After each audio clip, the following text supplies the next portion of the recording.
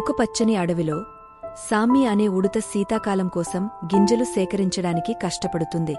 అతను చాలా గింజలు సేకరించాడు. అతని చెట్టు బొక్కెన నిండిపోయింది.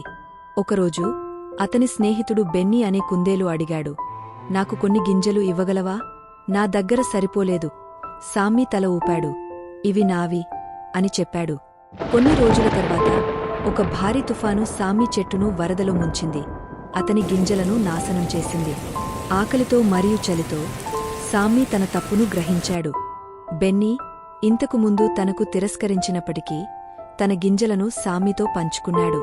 కృతజ్ఞతతో సామ్మి క్షమాపణ చెప్పాడు